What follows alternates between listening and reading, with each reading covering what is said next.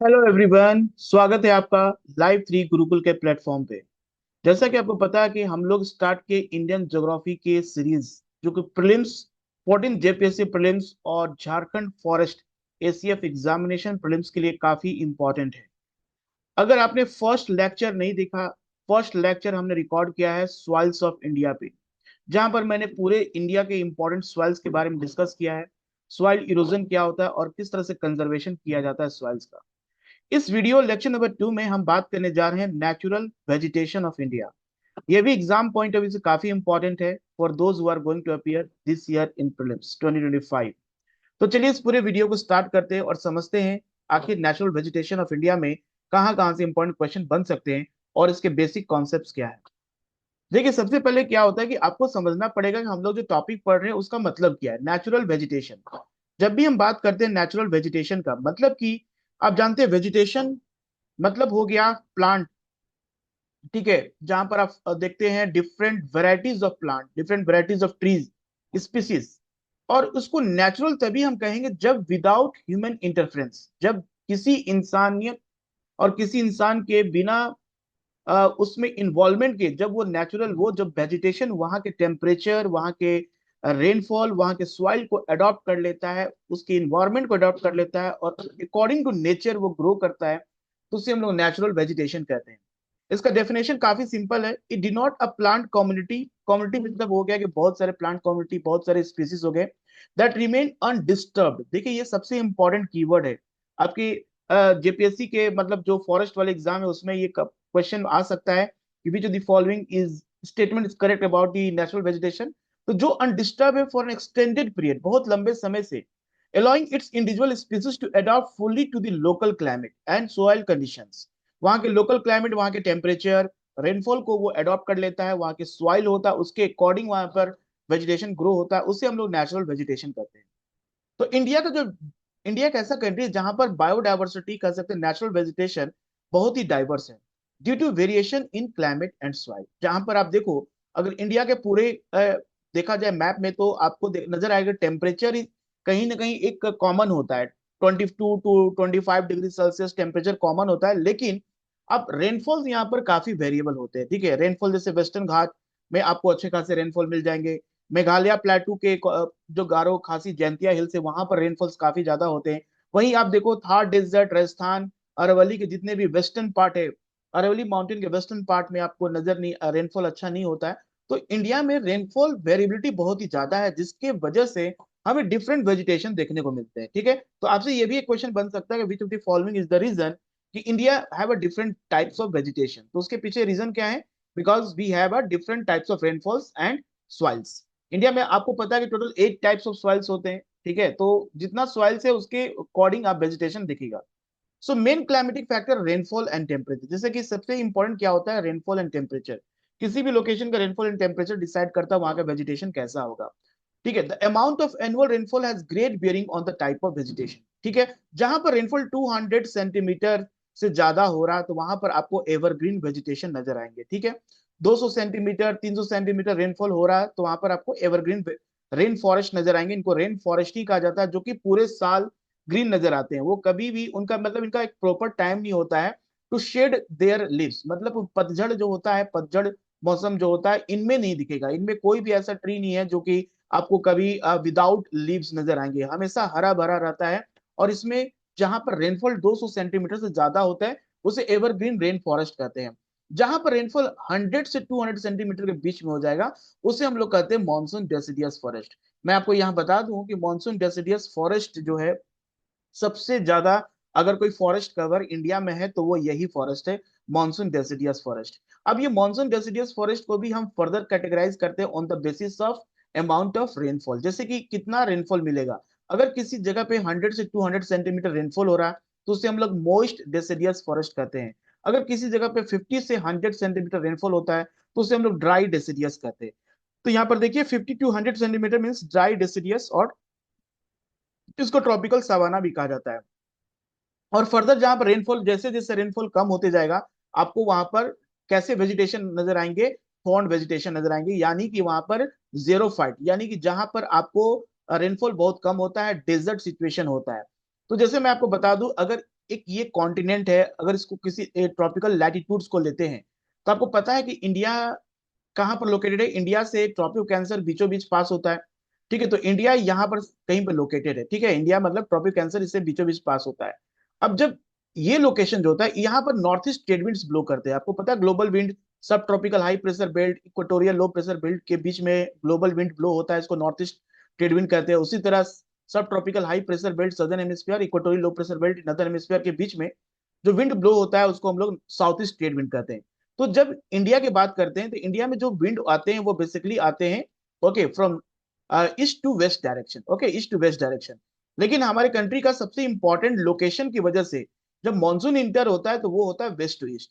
तो east to waste आपको नजर आएंगे विंटर सीजन में, और वेस्ट टू ईस्ट नजर आएंगे आपको मानसून में, जैसे साउथ वेस्ट मानसून इंटर करेगा। तो कहने का मतलब जो लोकेशन सबसे क्लोज होगा वाटर बॉडी का, वहां पर रेनफॉल काफी ज्यादा होगा। जैसे कि आप western slope of the western Ghat देखो। फिर जैसे जैसे हम दूर जाते हैं कोस्टल एरिया से, जब ज्यादा मोर कॉन्टिनेंट की तरफ जाते हैं तो अमाउंट ऑफ रेनफॉल डिक्रीज करता है। तो उसी तरह आपको वेजिटेशन भी नजर आएंगे। जैसे कि जो सबसे नजदीक जहां पर सबसे ज्यादा बारिश होगा वहां पर ट्रॉपिकल एवरग्रीन फॉरेस्ट आएगा, उसके बाद मॉइस्ट आएगा, उसके बाद डेसिडियस आएगा, उसके बाद आपको थॉर्न वेजिटेशन यानी डेजर्ट वाला सिचुएशन नजर आता है। तो इस फंडा को अगर आप समझ गए तो आप इजिली किसी तरह से की भी वेजिटेशन के लोकेशन इंडिया में खास करके आप इजिली आइडेंटिफाई कर सकते हैं।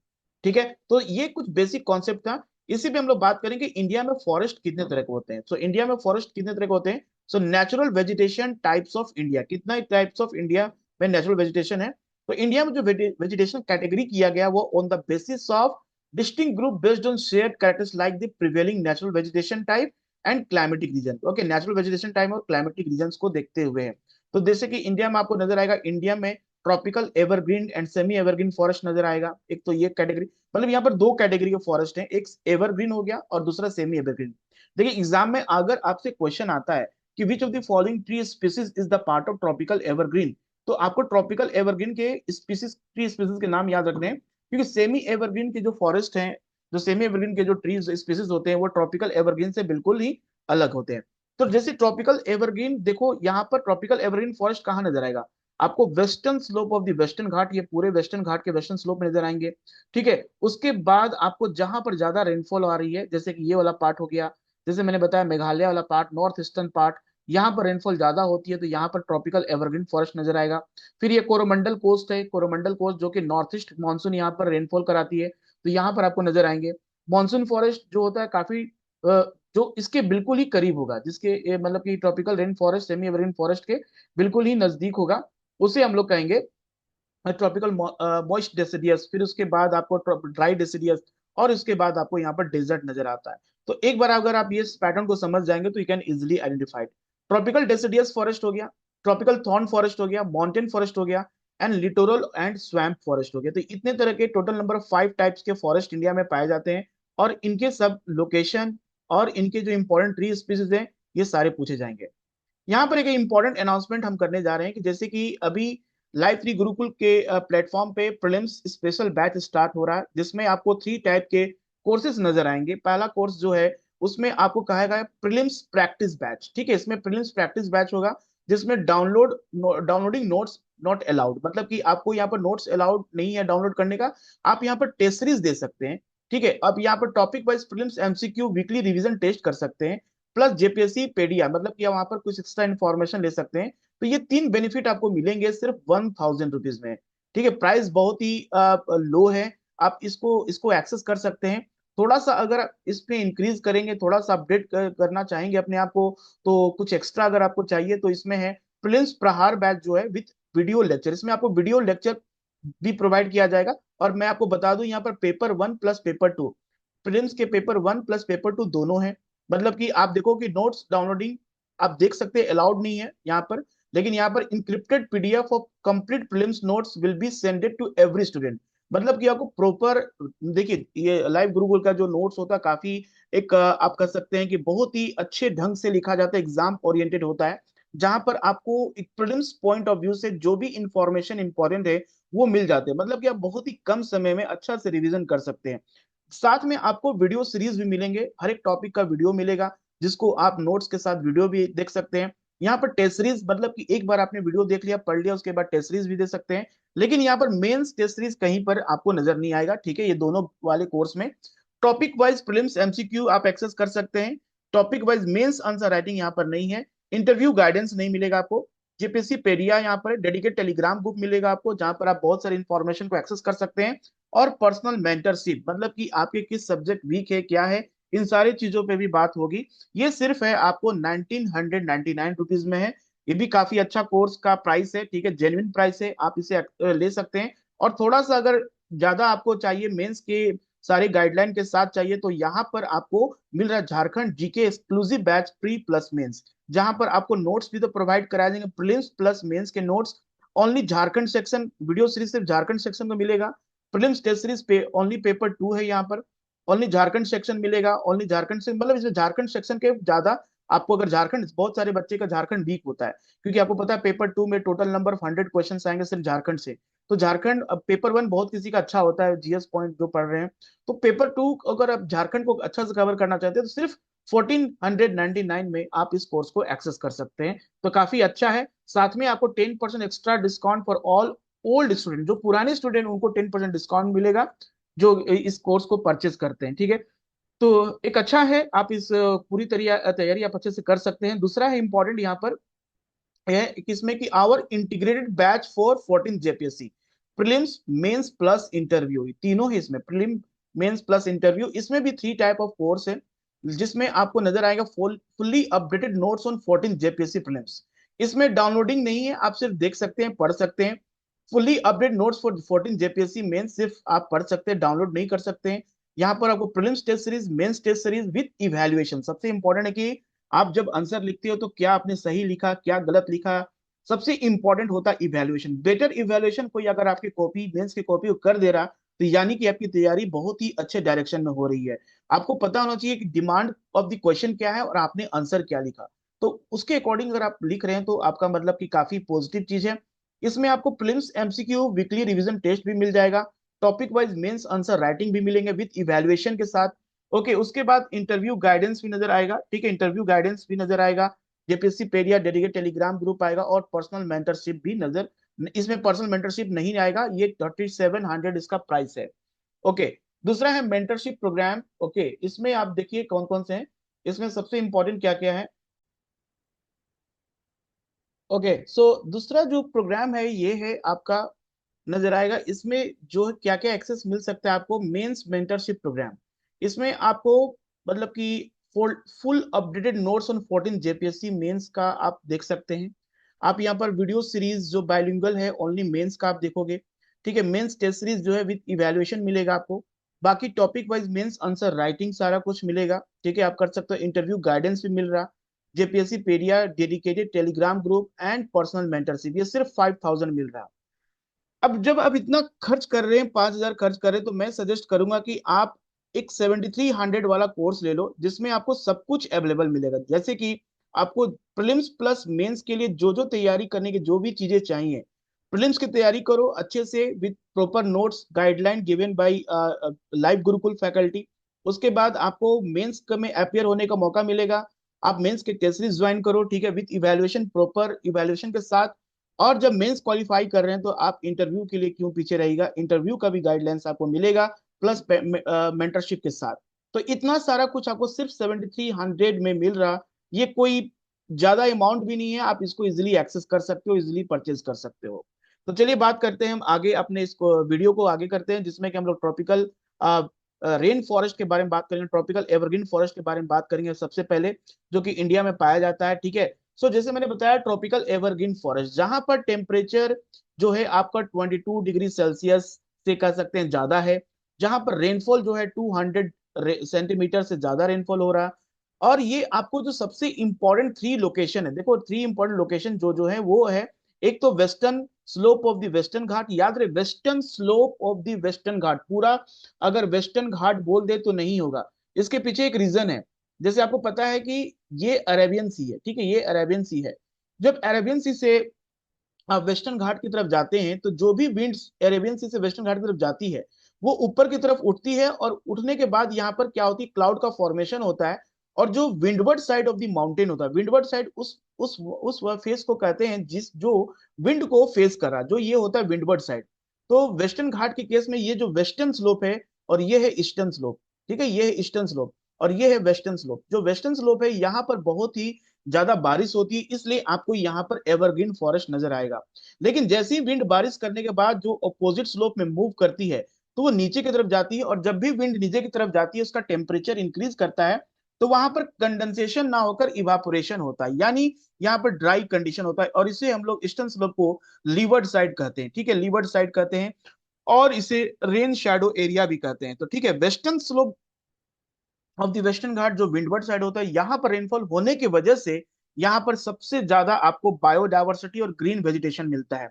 साथ ही अगर इंडिया का आप लोकेशन देखोगे, तो इंडिया के लोकेशन में सबसे इंपॉर्टेंट जो हो जाता है वो हो जाता है नॉर्थ ईस्टर्न पार्ट। ये जो नॉर्थ ईस्टर्न पार्ट है, बे ऑफ बंगाल ब्रांच इसके बहुत ही नजदीक है। बे ऑफ बंगाल से जो भी विंड आती है ज्यादा बारिश कराती है।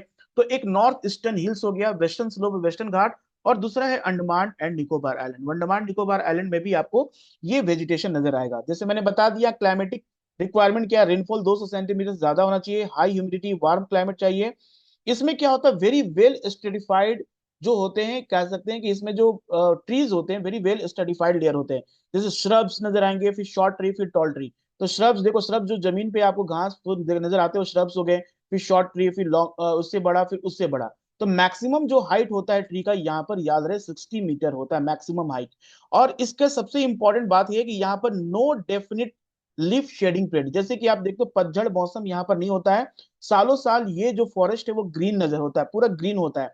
और इसको कहते हैं थिक कैनोपी। थिक कैनोपी मतलब कि अगर कोई ट्री है और उसका ऊपर वाला जो पार्ट होता है पूरा इतना डेंस वेजिटेशन होता है कि जब आप आसमान से इस फॉरेस्ट को देखोगे, जब हाई एल्टीट्यूड से फॉरेस्ट को देखोगे, तो आपको ग्रीन कारपेट नजर आएगा, मतलब लगेगा पूरा ग्रीन कारपेट है।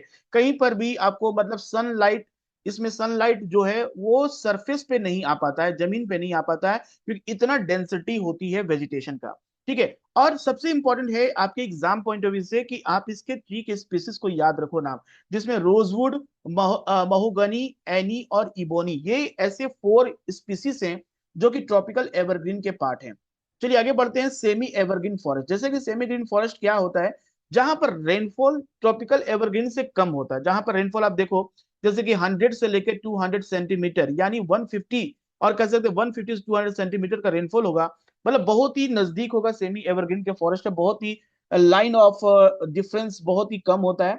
यहाँ पर लेस रेनी एरियाज होता है। ट्रॉपिकल एवरग्रीन फॉरेस्ट को हम लोग सेमी एवरग्रीन होता है, जिसमें आपको mixture of evergreen plus moist deciduous tree दोनों कहीं नजर आएंगे। यहाँ पर क्लिम्बर्स जो होते हैं ये ग्रीन पूरा बनाते हैं। क्लिम्बर्स यानी कि आप देखो, इस अगर कोई पेड़ है, उस पेड़ पे जो भी ग्रीन, जितने भी ग्रीन कलर के जो भी आप देखते हैं क्लिम्बर्स, ऐसे जो ब्रांचेस से में पूरा आप देखोगे कि लपटाए रहता है, ठीक है, दैट कॉल्ड क्लिम्बर्स। और ये इसको ग्रीन अपीयरेंस बता दिए, इसका ग्रीन अपीयरेंस बताता है, ठीक है। तो इसमें जो सबसे इंपॉर्टेंट स्पीसीज होता है वो होता है व्हाइट सीडार, हुलोक एंड केल। ओके, व्हाइट सीडार, हुलोक एंड केल याद रहे, ये इंपॉर्टेंट स्पीसीज सेमी एवरग्रीन का। ट्रॉपिकल एवरग्रीन का आपको पता है महोगोनी, इबोनी, एनी, रोजवुड, और सेमी एवरग्रीन का हो गया व्हाइट सीडार, हुलोक और केल, ठीक है। तो ये इंपॉर्टेंट स्पीसीज है, इसके बारे में आप जरूर जानो। फिर हम बात करते हैं ट्रॉपिकल डेसिडियस फॉरेस्ट। जो ट्रॉपिकल डेसिडियस फॉरेस्ट है, सबसे ज्यादा कह सकते हैं इंडिया में wide spread, most wide spread forest in India. अगर क्वेश्चन आता है विच of the following forest cover the largest area in India, is called wide, okay, this is called tropical deciduous forest. और इसका रेनफॉल जो होता है वो 70 से 200 सेंटीमीटर, यानी कि इसमें हम दो कैटेगरी में इसको डिवाइड करते हैं। पहला है मोइस्ट, जहां पर रेनफॉल आपको नजर आएगा 100 से लेकर 200 सेंटीमीटर, ठीक है। और दूसरा नजर आएगा ड्राइड, जहां पर रेनफॉल 50 से 100 सेंटीमीटर होता है। जो मोइस्ट होता है वो होता है नॉर्थ ईस्टर्न स्टेट, यानी हिमालय का foot hills, north Himalaya, Shivalik हो गया, भाबर रीजन हो गया, ठीक है। भाबर रीजन आपको नजर आएगा, जो फुट हिल ऑफ शिवालिक में नजर आएगा वहां पर। ईस्टर्न स्लोप ऑफ वेस्टर्न घाट, जैसे मैंने बताया ईस्टर्न स्लोप ऑफ वेस्टर्न मतलब कि levered side of the mountain, levered side जहां पर रेनफॉल कम होता है वहां पर वेस्टर्न घाट का लीवर्ड साइड हो गया। उड़ीसा हो गया, उड़ीसा एक इंपॉर्टेंट स्टेट है जहां पर ये आपको नजर आएगा वेजिटेशन, ठीक है, tropical deciduous, tropical moist deciduous. इसका जो मोस्ट इंपॉर्टेंट टीक स्पीसीज होता है वो है teak. Most important tree species जो होता है वो टीक होता है। अदर स्पीसीज, ट्री स्पीसीज होते हैं जैसे बैम्बू हो गया, साल हो गया, शीशम हो गया, सैंडलवुड, खैर हो गया, कुसुम हो गया, अर्जुन हो गया, मलबेरी हो गया। ये सारे अनदर इंपॉर्टेंट हो गए ट्रॉपिकल डेसिडियस के ट्रॉपिकल मॉइस्ट डेसिडियस के।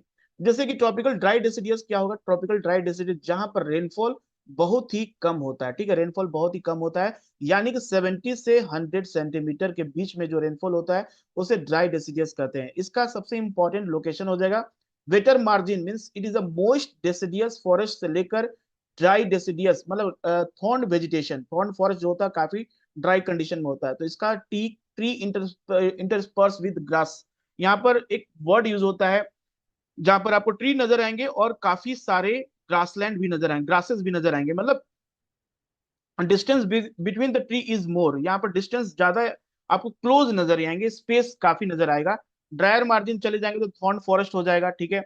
जैसे कि इसका लोकेशन हो जाएगा पेनिनसुलर इंडिया, बिहार, उत्तर प्रदेश, और ये सारे स्टेट में आपको ड्राई डेसिडियस फॉरेस्ट नजर आ जाएंगे। इसमें जो इंपॉर्टेंट जो ट्री स्पीसीज होता है वो होता है आपका तेंदू, ओके, पालस, अमलतास, बेल, खैर, एक्सलवुड। याद रहे एक्सलवुड बहुत इंपॉर्टेंट है, इसको तो मान के चलो एक्सलवुड जो है ये ड्राई डेसिडियस का एक इंपॉर्टेंट पार्ट है। इसमें जो मैमल्स होते हैं, क्योंकि देखिए ट्री का डिस्टेंस काफी होते हैं, ट्रीज आर नॉट क्लोज, तो यहाँ पर आपको अच्छे खासे बड़े बड़े जानवर नजर आ जाएंगे, जैसे कि एलिफेंट नजर आ जाएगा। लेकिन आप याद रखना tropical evergreen forest, tropical evergreen में ट्री डेंसिटी बहुत ही क्लोज होता है, trees are very close to each other, इसलिए वहां पर एलिफेंट जैसे बड़े एनिमल्स का मूवमेंट नहीं हो पाएगा। अब जैसे आपको पता है कि टाइगर, लायंस, वो रन बहुत ज्यादा दौड़ते हैं अपने शिकार को पकड़ने के लिए, तो इतने डेंस वेजिटेशन में वो दौड़ नहीं पाएंगे, तो इसीलिए ड्राई डेसिडियस फॉरेस्ट में क्या होता है कि स्पेस मिल जाता है, खुले मैदान मिल जाता है, और यहाँ पर इतने सारे आपको स्पीसीज नजर आएंगे, lion, tiger, pig, deer. Reptiles और बर्ड की बात करें तो लिजार्ड, स्नेक, टोटवाइज, बर्ड्स, ये सारे इंपॉर्टेंट जो है फौना, फौना मतलब हो गया आपको एनिमल्स, एंड फ्लोरा मतलब हो गया वेजिटेशन, तो ये सारे इसमें नजर आते हैं।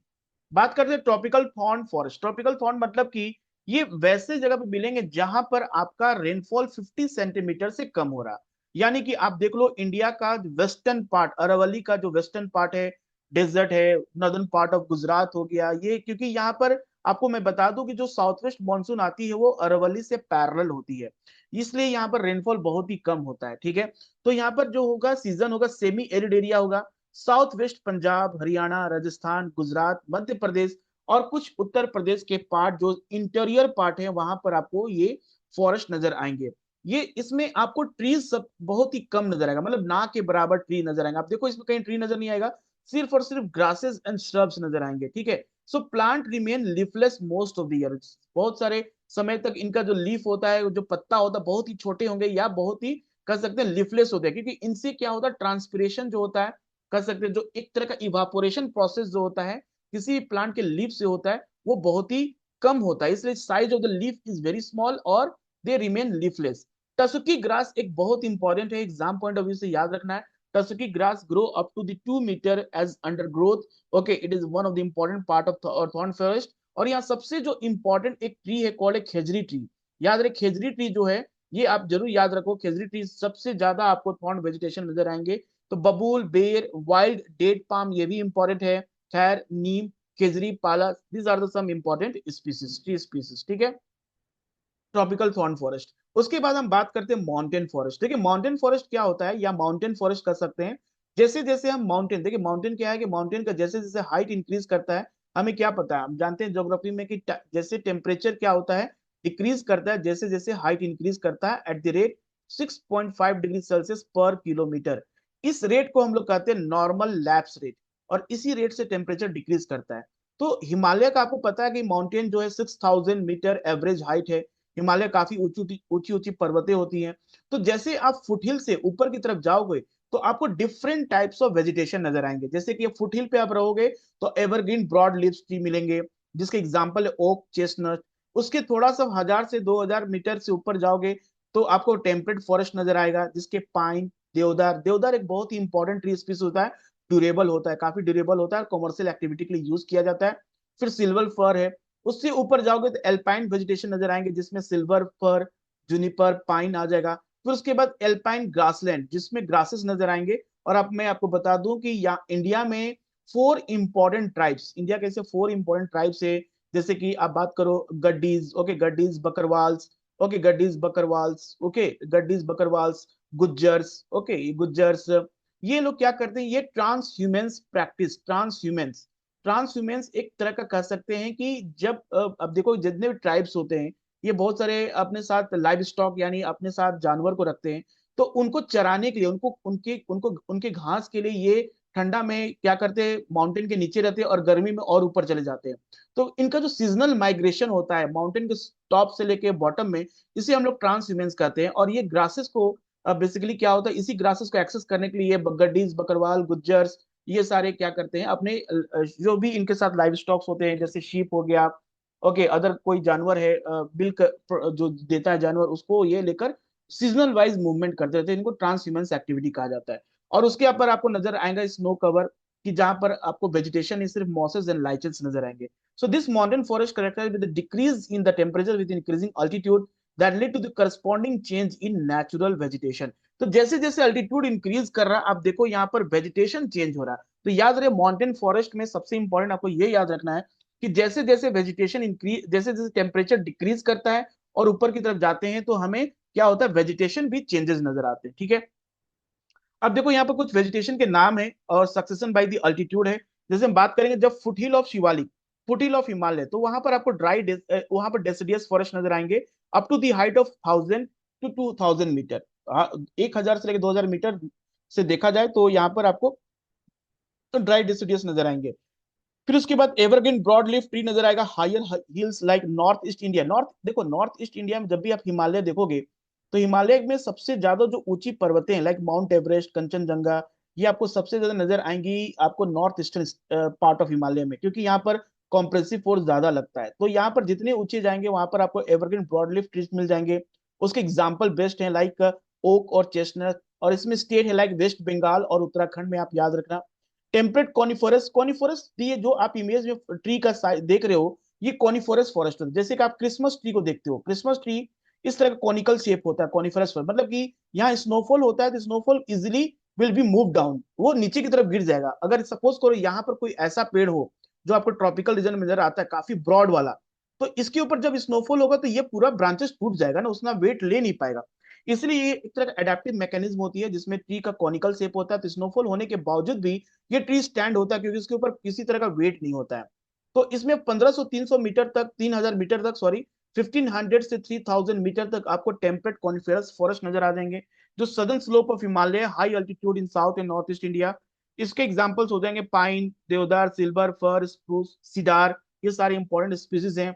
एल्पाइन माउंटेन फॉरेस्ट हो गया। अब उससे ऊपर जाएंगे 3000 से 400 मीटर में, तो आपको एल्पाइन माउंटेन फॉरेस्ट और मिडोज नजर आएंगे, जिसमें सिल्वर फर, जुनिपर, बर्च, रोडेंड्रॉन्स, ये सारे इंपॉर्टेंट स्पीसीज आपको याद रखने होंगे एग्जाम पॉइंट ऑफ व्यू से। जहां पर सीजनल ग्रेजिंग कराता है गुज्जर, बकरवाल, भोटियाज एंड गड्डीज। याद रही, ये 4 ट्राइब्स के नाम मैंने बताया था, गुज्जर, बकरवाल, भोटियाज एंड गड्डीज। ये 4 इंपॉर्टेंट ऐसे ट्राइब्स हैं जो कि ट्रांसह्यूमेंस प्रैक्टिस करते हैं। और सबसे टॉप पे आपको नजर आएगा टुंड्रा वेजिटेशन, यानी कि मॉसेस और लाइचेंस सिर्फ आपको नजर आएंगे यहाँ पर। तो जैसे इंक्रीज हो रहा है उसी तरह आपको क्या हो रहा है, आपको नजर आ रहे हैं, ओके, अब उसमें नजर आ रहे हैं आपको डिफरेंट टाइप्स ऑफ वेजिटेशन। अब देखिए, जैसे हम लोग अभी बात किए ये नदर्न माउंटेन का था, सदर्न में भी माउंटेन है। आपको पता है सदर्न में जैसे माउंटेन है, आपको वेस्टर्न घाट का नीलगिरी हो गया, नीलगिरी के पास आपको ऐसे वेजिटेशन आएंगे। फिर विंध्या माउंटेन हो गया, विंध्या माउंटेन के पास सतपुड़ा माउंटेन हो गया। इन सारी जगह पे भी आपको ऐसे वेजिटेशन नजर आते हैं। तो जैसे western Ghat, Vindhya and Nilgiris में आपको southern mountain forest, it is also present Satpura and Maikal range. Satpura, जैसे सतपुड़ा हो गया, सतपुड़ा माउंटेन, महादेव हिल्स और मैकाल हिल्स। मैकाल हिल्स कहीं टॉप पे अमरकंटक है, जहां से सोन रिवर और नर्मदा रिवर ओरिजिनेट होती है। तो ये अमरकंटक मैकाल रेंज में है, तो यहाँ पर भी आपको सदर्न माउंटेन फॉरेस्ट नजर आएंगे। इसका जो रेंज होता है 59 मीटर से ऊपर होता है। तो यहाँ पर एक वर्ड यूज किया जाता है शोलाज, ये शोलाज वर्ड यूज किया जाता है टेम्परेट फॉरेस्ट को इन सदर्न इंडिया, ठीक है, जो कि ये नजर आएंगे आपको नीलगिरी, अनामलाई और पालनी हिल्स। देखिए, जब भी आप इंडिया का मैप देखोगे तो इंडिया के मैप में जो सदर्न माउंटेन्स हैं, जहां पर नीलगिरी एक ऐसा लोकेशन जहां पर ईस्टर्न घाट और वेस्टर्न घाट दोनों मीट होता है, वेस्टर्न घाट और वेस्टर्न घाट दोनों मीट होते हैं, उसको नीलगिरी कहते हैं। नीलगिरी के नीचे अन्नामलाई हिल्स है, अन्नामलाई हिल्स है, उसके नीचे कार्डमोम हिल्स है, और उसके नीचे है आपका नगर कोयल हिल्स। और अन्नामलाई हिल्स से ही नॉर्थ ईस्ट डायरेक्शन में जाता है पालनी हिल्स। तो इनके डायरेक्शन में भी हो सकता है क्वेश्चन आ है आपसे। तो पालनी हिल्स हो गया, अन्नामलाई हिल्स हो गया, लोअर रीजन हो गया, वेस्टर्न घाट में जैसे केरला, तमिलनाडु, कर्नाटका हो गया। इसका सिग्निफिकेंस क्या है, it is a magnolia, laurel, cinchona और wattle, these are the some important species that belong to southern mountain forest, ठीक है। अब जो नेक्स्ट इंपॉर्टेंट फॉरेस्ट है वो है मैंग्रोव वेजिटेशन, जिसको हम लोग लिटोरल स्वैम्प फॉरेस्ट भी कहते हैं, जो आपके मैक्सिमम जो कोस्टल एरियाज में नजर आ जाएंगे। देखिए कोस्टल एरियाज में जो फॉरेस्ट नजर आते हैं वो है मैंग्रोव फॉरेस्ट। ये काफी इंपॉर्टेंट होते हैं क्योंकि ये कोस्टल एरिया को सुनामी सुनामी जैसे साइक्लोन और सी स्टॉर्म्स, ऐसे टाइडल स्ट्रॉन्ग टाइडल वेव से बचाते हैं, क्योंकि ये फॉरेस्ट इतना डेंस होता है, इसमें इतना स्ट्रॉन्ग इसके ब्रांचेस होते हैं कि जो भी सी वेव्स जब कोस्टल एरिया को हिट करते हैं तो उनका इंटेंसिटी को ये डिक्रीज कर जाता है। तो इसका एक यूनिक प्रॉपर्टी है। ऐसे फॉरेस्ट आपको नजर आएंगे ट्रॉपिकल एंड सब ट्रॉपिकल, और जहां का सॉइल में ऑक्सीजन बिल्कुल नहीं होता है, ऑक्सीजन लेस सॉइल होता है। ठीक है, जहां पर इंटरटाइडल जोन है उस जगह पे नजर आएंगे। सॉल्ट जहां पर ज्यादा नजर आएगा आपके सॉइल में, तो इन सारी जगह पे ये फॉरेस्ट नजर आता है। So it is a unique coastal ecosystem, एक तरह का इकोसिस्टम है found in tropical and sub tropical. It is a salt tolerant tree and shrubs in a intertidal zone. ये कहां मिलेगा आपको? इंटरटाइडल जोन, जहां पर इंटरटाइडल जोन क्या है? ये जहां पर land meet sea. Okay, so they can stand with saline water, tidal fluctuation, oxygen poor, muddy soils.